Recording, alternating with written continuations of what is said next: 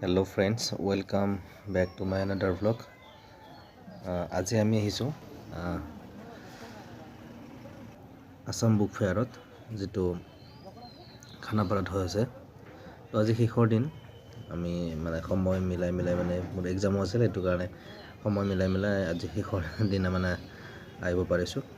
তো ৰাতি হ'লে আহি পোৱাত অকণমান হয়তো ভ্লগটো বনাওঁতে অকণমান দিগদাৰ হ'ব, মানে আন্ধাৰত ইমান এটা মানে দেখা নাপায়, কিন্তু ৰাতিৰ দৃশ্যটো ভাল লাগে অলপ, সেইটো কাৰণে একেবাৰে ৰাতিও নহয় একেবাৰে দিনতো নহয়, আমি গধূলি সময়ত আহি গ'লোঁ।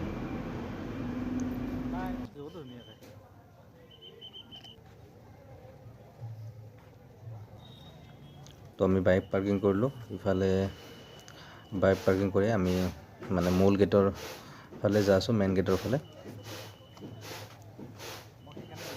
মানুহ আজি ইমান মানে বেছি হোৱা নাই, যিহেতু শেষ দিন, মানে প্ৰায়ভাগ মানুহ হয়তো চাই গৈছে। তাতো মানে বুক ফেয়াৰততো ইমান মানুহ নহয়, মানে বুক ফেয়াৰত যিখিনি মানুহ আহে খুব মানে সিহঁত কিতাপ পঢ়াবিধৰ মানুহে আহে, মানে শান্তশিষ্ট টাইপৰ বা অলপ জ্ঞানী। তো ধৰ যেনেকুৱা ৰাস চাসত মানুহ হয় সিমানখিনি মানুহ ইয়াতে নহয়, মেলা বা ৰাসত যেনেকুৱা হয়। তো ইয়াতে মানে খুব ধুনীয়াকৈ আপোনালোকে নিশ্চিন্ত মানে চলা ফুৰা কৰিব পাৰে। আমি টিকট কাটিলোঁ, টিকট কাটি এতিয়া মেইন গেটত সোমাইছোঁ। টিকটৰ পইচা লগৰ এজনে দিলে, সি মানে পুলিচত চাকৰি কৰে মানে। তো আমাৰ পৰা দিব নিদিলে আৰু সি নিজে মানে আটাইকেইটাৰ টিকট কাটি দিলে। তো আমি ভিতৰত বহুত এনেকৈ সোমাইছোঁ, মানুহ চাওক কিমান হৈছে। এইখিনি খোলা এৰিয়া, এইফালে এইবিলাক বুক ষ্টল হয়।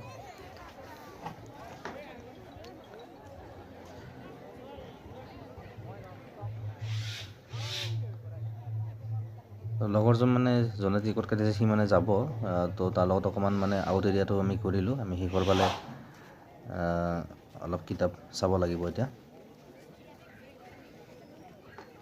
তো এইবিলাক বুক ষ্টল হয়, কিছুমান কিতাপৰ দোকান মানে সামৰিছে। তো আমি গৈ পাওঁতেও অলপ লেট হ'ল, বা শেষৰ দিন যিহেতু কিছুমান কিতাপৰ হয়তো চেল গোটেইখিনি হৈ গৈছে, কাৰণ এইবাৰ গম পোৱা মতে বহুখিনি কিতাপ চেল হৈছিল। তো কিছুমান বুক ষ্টল মানে সামৰিছে যিহেতু লাষ্ট দিন। তো হয়তো আমি আৰু 4 দিনমান আগত গ'লে আৰু অলপ ভাল মানে বেছিকৈ কিতাপৰ দোকান দেখিব পাৰিলোঁ হয়। আৰু প্ৰব্লেম এটা হ'ল কি, আজি বৰষুণ দিছে মানে, তো বৰষুণত তিতিতে মানে আমি বুক ফেয়াৰত ঘূৰি আছোঁ। আৰু বৰষুণৰ কাৰণে মানুহ অলপ কম হৈছে চাগে, মোৰ এটা অনুমান, কাৰণ নন ষ্টপ বৰষুণ দি আছিল, কিনকিনীয়া বৰষুণ, মাজতে অলপ জোৰকৈও দিয়ে তেনেকুৱা।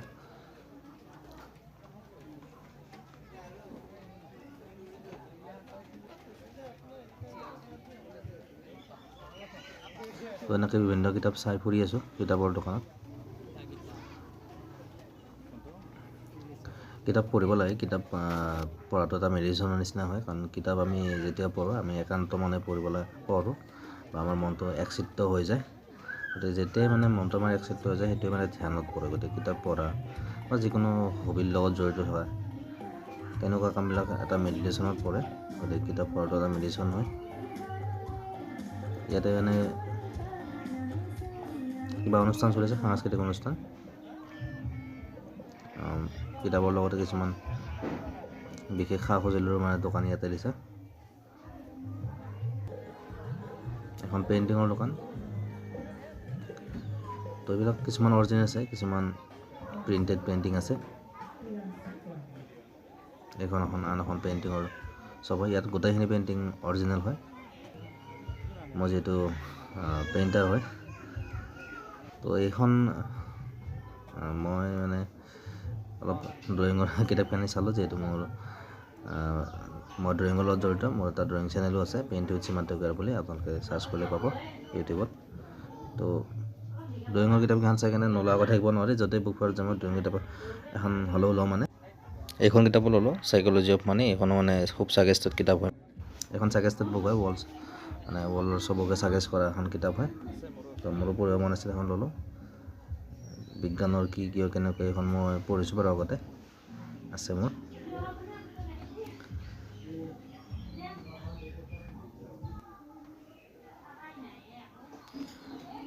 এইখন এখন কিতাপ ল'লোঁ মই, মানে ইয়াত মানে এইখন কিয় ল'লোঁ, কাৰণ আমাৰ যিখিনি চিত্ৰৰ লগত জড়িত যিখিনি ধৰ ৰচনাৱলী আছে বা সাহিত্য আছে বা লেখনি সেইখিনি মানে খুব সহজে পোৱা নাযায়। ৰেয়াৰলি এখন কিতাপ পাই কিনে মই ল'লোঁ মানে এইখন। এইবিলাক কিতাপ চাওঁ, ল'বতো বহুত ইচ্ছা যায়, কিন্তু ফাইনেন্সিয়েলি উইক কাৰণে লিমিটেড কিতাপ লৈছোঁ মই মোটামুটি 5খনমান কিতাপ ল'লোঁ।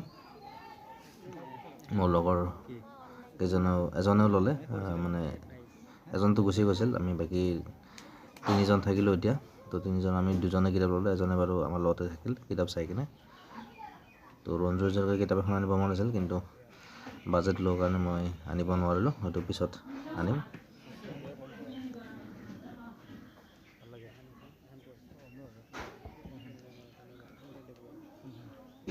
তো কিতাপ পঢ়িব লাগে, কিতাপ পঢ়াটো এটা মানে সবচে ভাল কাম। আমি যিবিলাক কাম কৰি সুখ লাভ কৰোঁ বা আনন্দ লাভ কৰোঁ, সেই কামবোৰৰ ভিতৰত সবচে শ্ৰেষ্ঠ কামটো হ'ল কিতাপ পঢ়া। কিতাপ পঢ়িলে আমি সকলোকে বেছি সুখ অনুভৱ কৰোঁ। তাৰপিছতে আমাৰ ট্ৰেভেলিংটো, তাৰপিছত অন্যান্য যিবিলাক মনোৰঞ্জনৰ কাৰ্য আছে সেইবিলাক কৰি আমি সুখ বা আনন্দ লাভ কৰোঁ। গতিকে কিতাপ পঢ়াত সবচে বেছি আনন্দ বা সুখ অনুভৱ পোৱা যায়। গতিকে কিতাপ পঢ়িব লাগে। মানে কোনো বিদ্যালয় বা স্কুলত বা কলেজত পঢ়ি থাকিলে যে কিতাপ পঢ়িব লাগে সেইটো নহয়। আমি এনেও আজৰি সময়ত বা সময় মিলাই কিনে যদি আমি কিতাপ পঢ়োঁ, গতিকে আমি বহুখিনি নিজকে মানে চম্ভালি ল'ব পাৰোঁ, নিজকে বুজি উঠিব পাৰোঁ বা সমাজখনৰ লগত আমি নিজকে খাপ খুৱাই ৰাখিব পাৰোঁ ধুনীয়াকৈ, বা সকলো দিশতে আমি সঠিকভাৱে বিবেচনা কৰিব পাৰোঁ। গতিকে সেইকাৰণে কিতাপ পঢ়িব লাগে। তো শেষত এনেকৈ 2টামান ফটো উঠা গ'ল বুক ফেয়াৰৰ লগত জড়িত।